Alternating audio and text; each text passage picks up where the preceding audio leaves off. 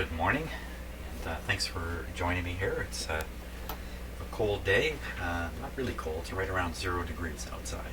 And, next few days are promising rain.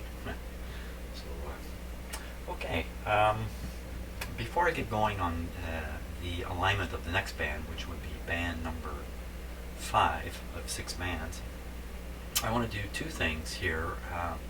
One, I got a request and a comment to explain how I've got the equipment set up here. Maybe I went over that just a little too quickly. I often don't pay attention to explaining exactly what I'm doing while I'm doing it. So I'm going to take a couple of minutes just to explain how things are hooked up. And then I'm going to do a preliminary sensitivity measurement on the radio on the third band, the one I just finished aligning in the last video.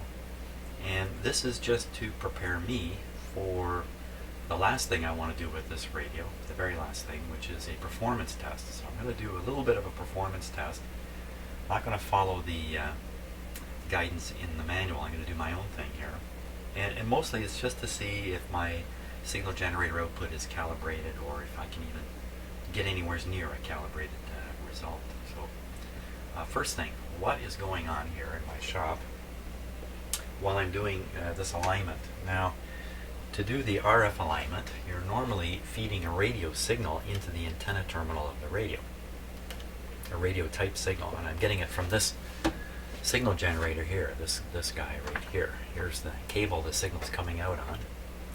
This other cable you see has a higher level signal coming out on it, and that's what's feeding my signal, my frequency counter down here. How lucky am I that I got a signal generator with two outputs, one which is a calibrated adjustable output used for testing purposes, and another one, I really don't know what this is really meant for, but the signal coming out of here is far too low to drive my insensitive frequency counter, but the signal coming out of here is plenty. So very lucky. I have another high quality signal generator. The same situation exists with it. The calibrated output is used for testing, and it has another output very similar to this. So maybe that's a common thing in signal generators. My signal generator has a number of bands. It will go all the way down to 300 kilohertz and all the way up to 50 megacycles, which is very close to what the receiver I'm working on will do. This receiver will go up to, I think, 54 megacycles, which is pretty high. Normally shortwave radios stop at 30 megacycles. So this gray cable here travels over to the radio, and bump everything apart here. You can see the gray cable coming here, and it's going right into the antenna input on the radio here, which is right in the RF deck, as you might imagine, the part that we're aligning right now. So that's how the signal generator is connected. Now the output meter, which is sitting right here, the output meter leads are connected to the output audio terminals on the back of the radio. Those terminals are really intended for a high impedance speaker. They produce a pretty high voltage out the back, and typically during all these tests I set the radio or the signal generator or the combination of the two to produce about 20 volts on the terminals at the back. The 20 volts appears on the face of the meter here, which is what you've been looking at while I've been shooting all these videos. So that's basically how the equipment is connected. Not too complicated. Some of the earlier alignment work I did, the signal generator was connected to the grid of a particular tube partway in the circuitry of the radio to feed a type of signal that only exists at that point in the radio further into it. You can't put that special intermediate frequency signal into the antenna. Well, in cheaper radios you actually can. In a little cheap 5-tube radio, you can usually pound the intermediate frequency through the antenna right into the radio.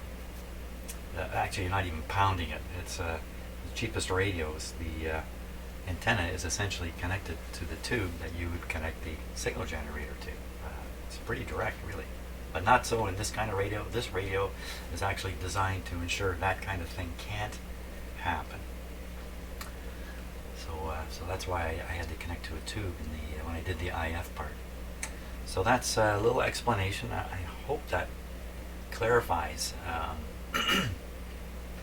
clarifies a few things. So what I want to do now is I want to do a bit of a very simple calibrated test, kind of a preliminary thing. It'll just take me a minute to do it, so I think. And we'll try to find out just what the sensitivity of the radio is at this point. So I'm going to take my, now there's the output, or the, I don't know, I guess you would call this what would you call this? The signal strength indicator. On some radios this is called an S meter. This is not an S meter. This one actually is calibrated. If you look at the dial markings there on the upper part, you see -6, 0, 6, 20, 40, 60, 80, 100. Look at how non-linear the presentation of those numbers is. That's what makes this an accurate meter. The meter dial phase has been marked up in exact accordance to the behavior of the meter and probably the circuitry behind it. And it's non-linear. So, by the way, the lower part there is an audio meter. Decibels from 6 milliwatts. So if you've got it on the 0 there, you've got 6 milliwatts. The upper scale, the one we're actually reading, that's right now around 65, 68, somewhere in that range. That's dB from 1 microvolt. So if we had 1 microvolt entering the radio, this meter should be on 0. That's exactly what I'm going to try to verify.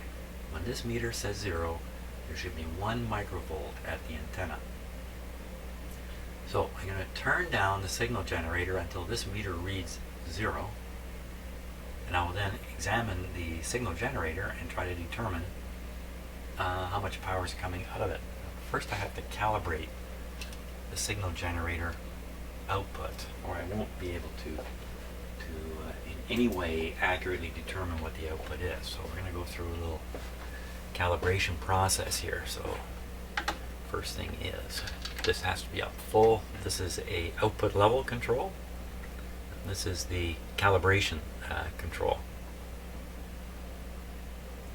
So what I'm going to do now, I have to set this here. I have to remember how to do this. That's the first thing. Okay. Okay. We'll set this right on 1 on here. And normally you're supposed to calibrate up at 10, but I think I'm gonna do it at 1. Okay, so we have 1 microvolt coming out of the output if I turn this switch to ×1. So in other words, this is on full. This is set to the meter setting. It's a little more accurate. 1 microvolt. And you just multiply it by this control here. So this is 1 microvolt times 1 microvolt here. The question is, what is happening on the radio? So I think we're all in pretty good shape here for that. Yeah, pretty sure I got this right. 1 microvolt here. Now there is another problem. This is really what I'm after, and that is impedance matching between the output of this device, this cable, and the input of the receiver. If any one of these impedances are badly mismatched, for instance, if they're not all 50, let's say, then basically you can't really know easily what the output is here, and this meter will no longer be calibrated. It'll be miscalibrated for reasons I won't go into. So that's why doing this test might be a little bit hairy. Of course, another question is the meter on the radio even calibrated? Which it may not be, because there is a meter adjustment at the back. So we might even go, depending upon who you want to believe here, I may adjust the radio meter too. So once again, 1 microvolt times 1 microvolt. Hopefully no problem with the cabling and the way I've got it connected. What is the radio showing at this point? Okay, so it's showing 6 dB over 1 microvolt. Okay, now my ability to manipulate decibels in my head and convert it into volts and stuff like that, not very good. So I think 6 dB means it's 10. I won't say anymore. What it means is it's not 0 anyway. So that meter should really be sitting on 0 unless I've got a higher than 1 microvolt signal reaching the radio. So what should I do? I think I'll go ahead and I'm going to, just for fun, I'm going to adjust the, lots of fun here, I'm going to adjust the meter calibration. First I have to figure out which one of these controls is the meter calibrating control. Poke myself in the forehead with a drill there. Let's see.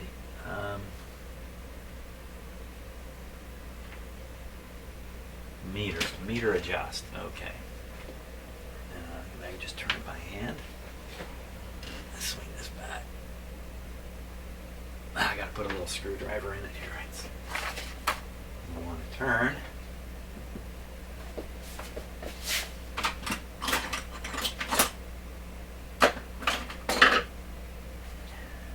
Okay, I think this one will do.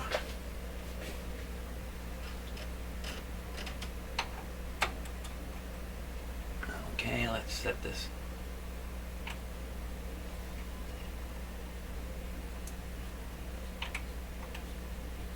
Well, I don't see the slightest change on that meter at all. I'm going a full range of that control. It didn't move it at all. Oh. China syndrome here. Okay, so I tapped the meter and it's like it's shook its way down. So now it's on 0. What the heck does that mean? Does that mean something happened? What happened? Was it always going to be on 0? Okay, so what I'm going to do now, I'm going to vary the output of the signal generator up and down a little bit to reassure myself that in fact this meter is tracking the output of the signal generator. So we'll just crank it down. Look at that. -6. 6 decibels below 1 microvolt. On the calibrated, yeah, you know what? Maybe everything is calibrated. That's pretty good. Well, at this point, it would appear to me that the signal generator is putting out 1 microvolt and the receiver is measuring 1 microvolt input. Good. Okay, now back to the task at hand here, which is the calibration of the next 2 bands. These are pretty important shortwave bands. Actually, the one I just did and the next 2 are bands I use a lot on this radio. So we're on 14. Let's go up the band. Okay, we're at the high end of the band, 14.8 to 29.7.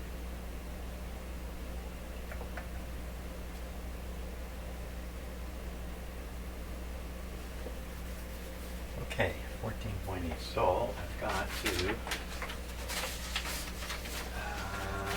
read here. There.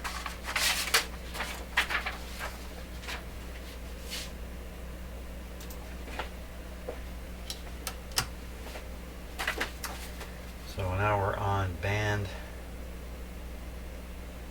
14.8 to 29.7. We do the tests at 14.8 and 29.7. Really?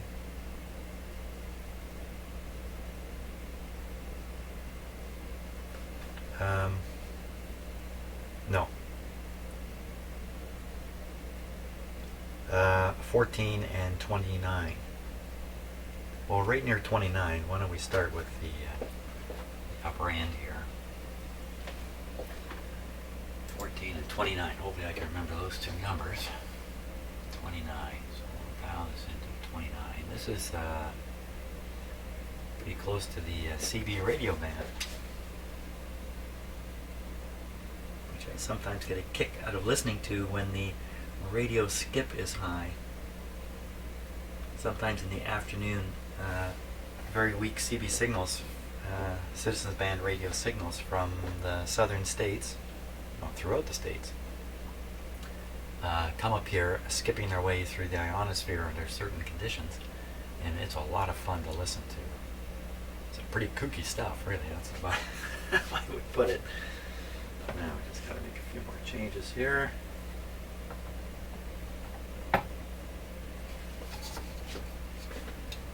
Okay. Well, let's get this meter going. It should. Okay.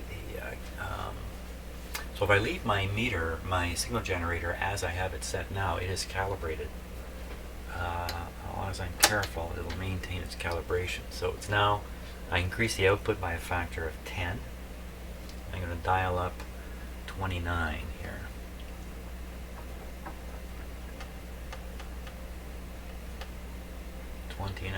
Okay, so here we are. We're at 29. Oh, look at that. Huh. That's 28,992. Wow. I mean, let me dial it right to 29. Okay, there's 29 on the signal generator. Now I'll tune the radio to get the peak here. There it is. I hardly touched the tuning knob.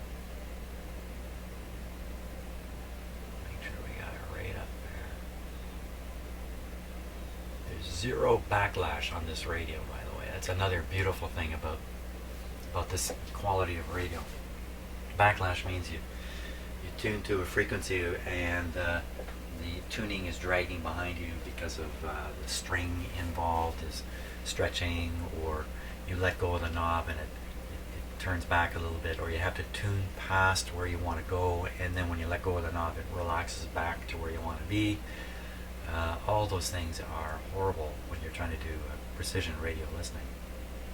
Because I'm watching that meter kind of move around, doing nothing but standing here with a cup of coffee in my hand. Why exactly is that moving around?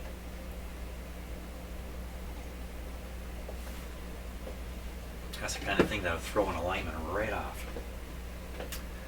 Okay, let me just wiggle a few wires here. You notice wiggling the cable that carries the signal over. No, doesn't seem to do anything. It's not me moving around. We are at a higher frequency now, almost 30 megacycles.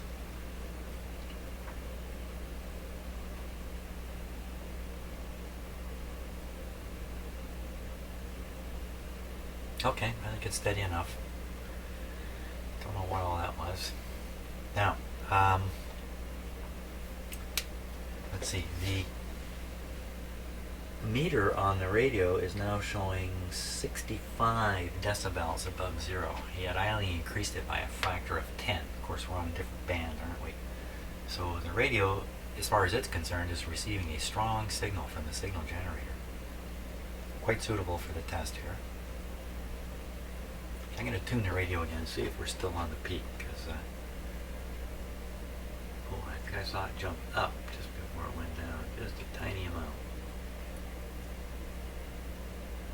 Okay, there we are. Now, when I look at the dial to see if it says 29, what does it actually say? It says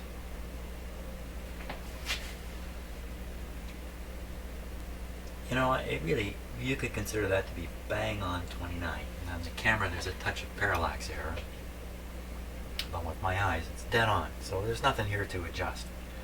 So again, the oscillator is right on the money. I'm the last guy who aligned this thing, so pat me on the back. I got it right last time. Now, we'll do the RF, the ever so painful RF alignment here.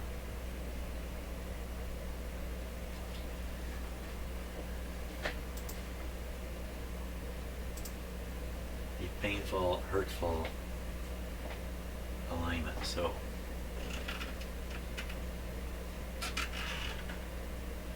I'm still learning how to operate my lights here to provide good image for me and a good image for you. It's pretty tough in these circumstances to do that. I think I have to put too much light into the picture here. Okay, so we're at the high end of the band. It's the capacitors we want to adjust. First one we go into the toughie. That's the toughie.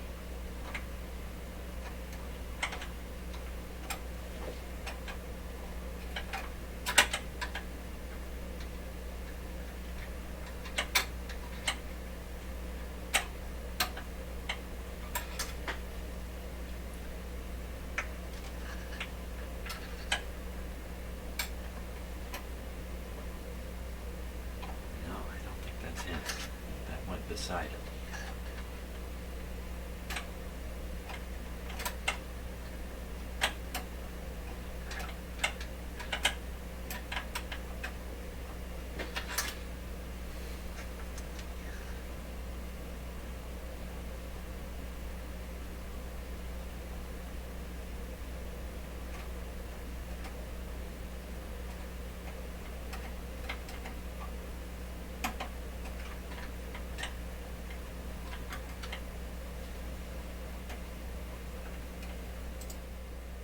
Okay, that's got it there. Don't move.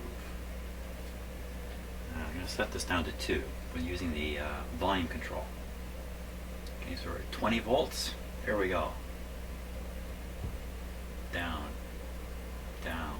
That's right on the money. It's impressive after so much time has gone by. This thing is just dead on, you know, but that's actually what's typical of radios. Typically these tuning things, you know, kind of go out on their own. Especially you get to a radio of this quality.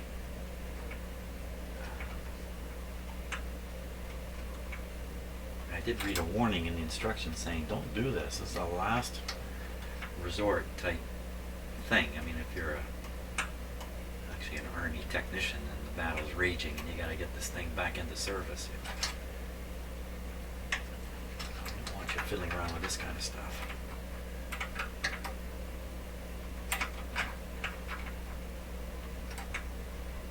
I just have such a hard time imagining this radio being involved in military activities just because of the bulkiness of it. They were all kind of like this back then.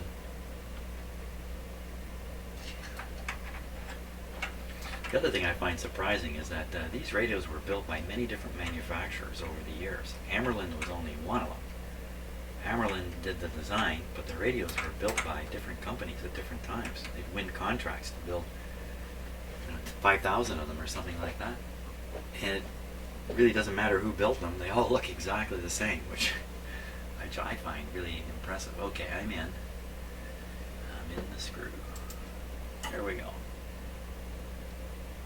Down.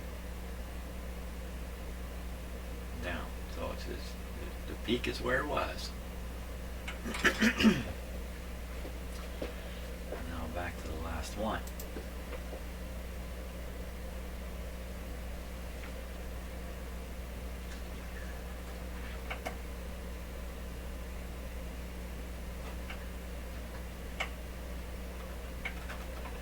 You really have to feel for the play when the screwdriver lands in the slot and there's just a tiny amount of play, a few degrees of play, 5 or 10.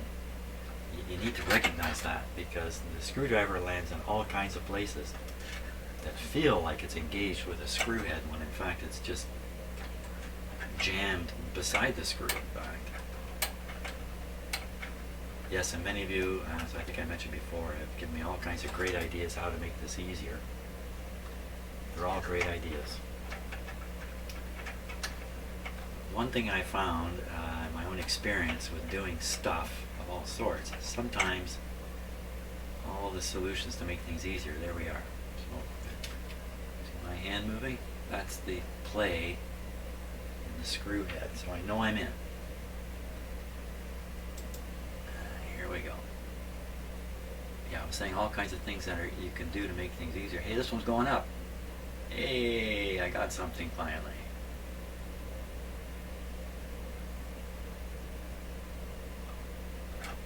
sometimes all that fooling around and figuring out better ways to do things ends up taking more time, more effort, leads you into new troubles you didn't even expect were going to happen.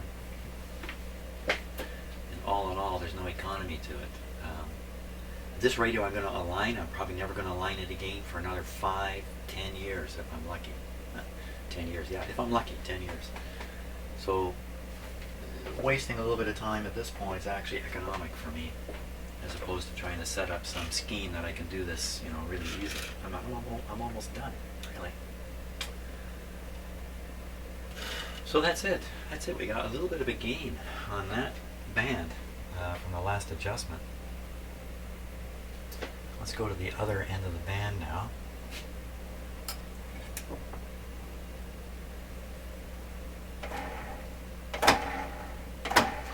Yeah, and I've gotten some wise comments about the fact that I couldn't peak a couple of these adjustments on a couple of bands.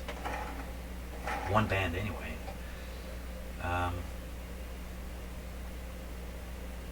Okay, what was that other number? I got 14 in my head. How can I have 14 in my head? Must be. Tuning. For step 1, 14 megacycles.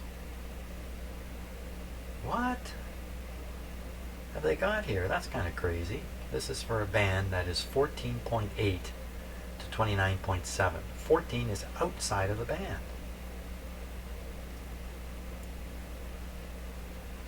The 14 would be somewhere not even showing up. 14 would be down here somewhere.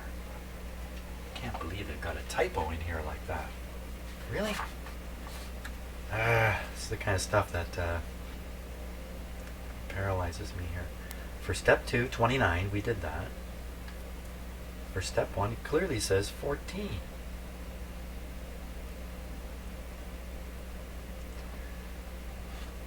For band 1, but use signal at 15 megacycles for step 1 and 29. That's what it says on the left side of the page.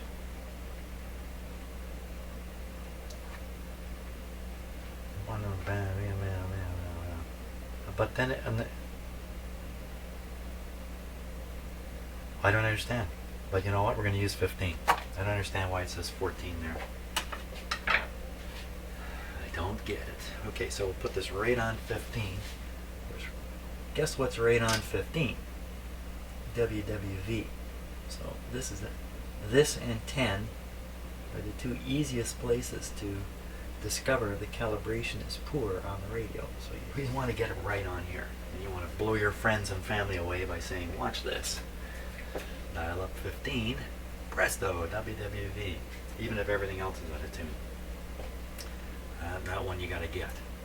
Okay.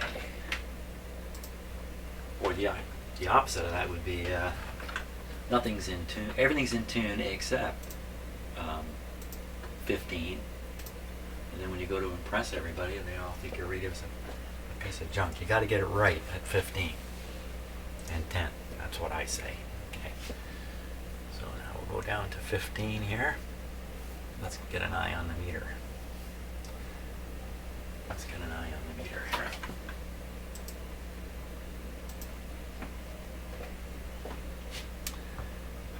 Camera's on a bit of an angle, but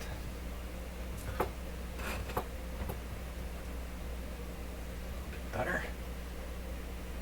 Now, so where am I? 22 megahertz.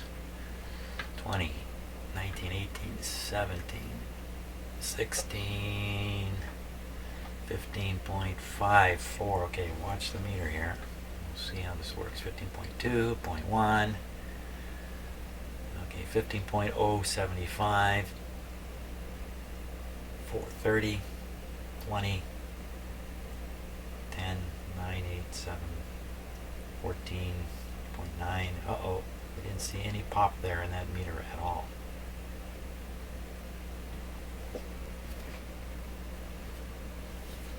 Okay, I'll turn up the output of the receiver. See if I can get that meter to come upscale. No. sit right down on the bottom. Okay, I'll turn up the signal generator output. Another 10 times. Float by 15 here. Oh, there it is.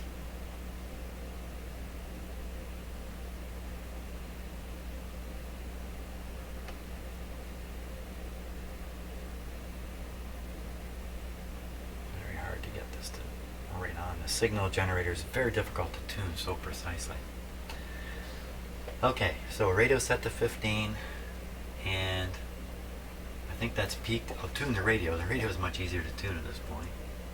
Yeah, I got it right on the peak. Come back. See how roughly that meter's moving? It should be nice and smooth. So the radio's set right on 15, and where is the signal generator? 14.998. It doesn't get any closer than that. So the oscillator again is perfectly set. Another pat on my back. Maybe I shouldn't pat myself on the back. Maybe I was just really lucky last time I did this. But now we're at the low end of the band, so it's time to do the L's, do the inductors. And the parallax makes it look like it's not on 15. But I can tell you, when I get right down, see there's a certain amount of depth to this pointer, which enables you to recognize your the parallax error. Like if I just move this camera this way a little bit, and you can actually see the width of the pointer. So that's how you control the parallax error. So you've got your eyeball lined up perfectly straight. At that point, the pointer becomes just a knife edge like that. See, right on 15. Now, other instruments and radios have a mirror at the back, so you look at the mirror image of the pointer, and you look at the pointer itself, and you make sure the mirror image and the pointer are on top of each other. Then you've eliminated the parallax error. The other instruments have the pointer so close to the dial face that you can't really get parallax error. So, okay. What am I doing? I'm doing the L's. Doing the L's. Forgot what I was doing there for a moment.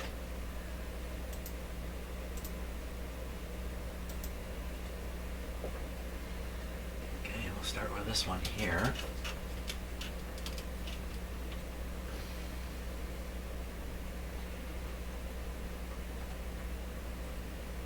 Oh, I thought I had sunk it right into it there.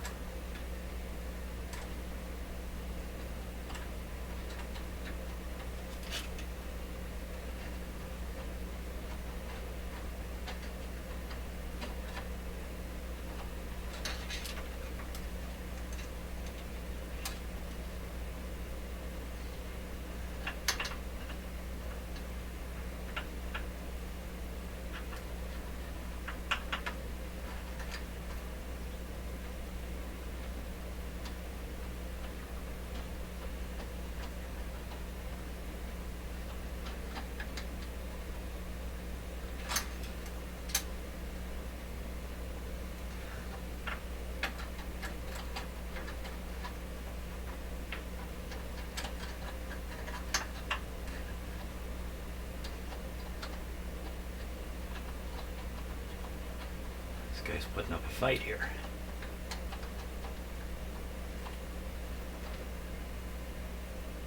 Okay, wow, that took quite a long time to get that in there, and it's because I think the control is very loose, and I can't feel the slot properly. Let's see what's going on here with the meter. Turn it back down to 2. Here we go. Down. Got a little bit of that guy. There he is there. You know, it'd be the ones that are tough to adjust would be the ones that I did a bad job on last time I did this. So that's 1L. Next L.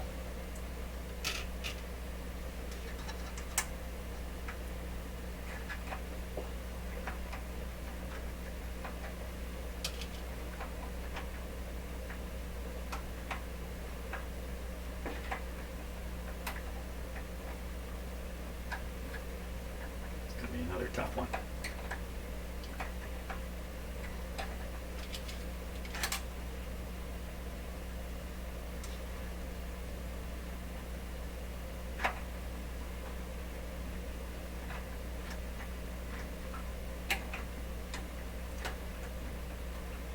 If the adjustment is protruding upwards a fair distance from the compared to the other adjustments, and I look down that hole with one eyeball, I cannot tell.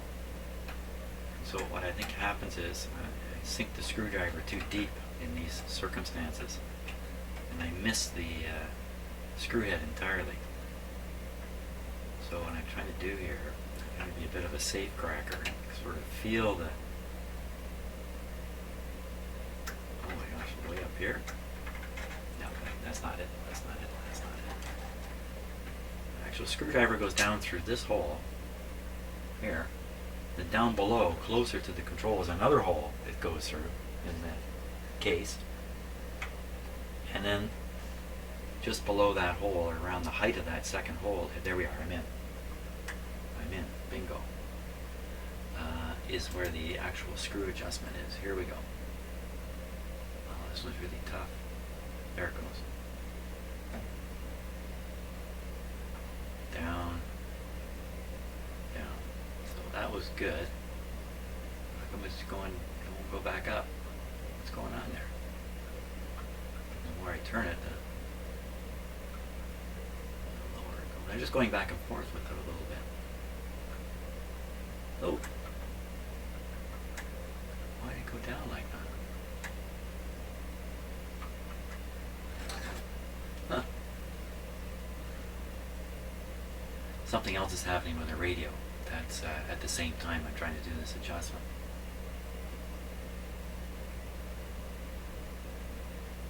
I'm just standing here still, perfectly still, watching it. It should really be rock solid. Let's see if we can find what that is. I'm just going to wiggle around a few things here. I'm wiggling tubes right now. Oh! Gosh, that's the... It's very hot. It was this tube here.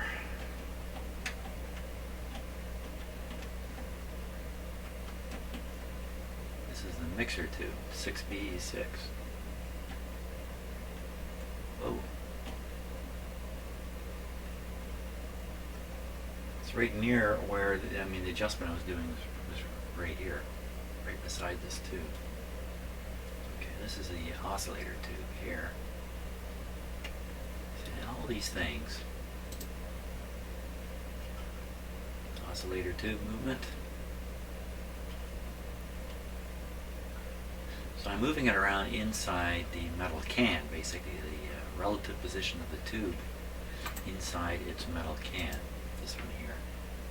I'm varying it, and of course it's affecting the oscillations in this tube, which can affect the tuning a little bit. Yeah, I don't think I'm going to get too hung up on all this. Let's go back to where we were. Pretty sure I got that peaked as best as it will go. If I really want to feel better, I'll do that. Now it says 2. Just me wrapping the radio a little bit. Okay. Hey, that's it, isn't it? Yeah. Yeah, that's it. The last L is the oscillator, which I don't want to adjust. So there we are. Another band done. One more to go. And what is the next band anyway? This one's up to 30. You know, at 30, shortwave is basically done. Let's go up. Next one is 29.7 to 54. Basically 30 to 54. And you know, what is there to hear anyway, shortwave wise up there? I don't know. So I probably never adjusted this band very well. I don't think I had a signal generator which would get up this high. So it'll be interesting to see what goes on with this one. But that's next. Hey, thanks for watching. And thanks for all your comments. And these videos are a little bit repetitive, Each band is pretty much the same thing over and over. So if you're hanging in there and watching all these, thanks. If you're skipping through them, I understand. That's for sure. So far, we really haven't made that great an improvement in the operation of the radio, which, I'm not too surprised. I've been using it for 30 years. It's always worked quite well. Anyway, one band left. See you on the next video.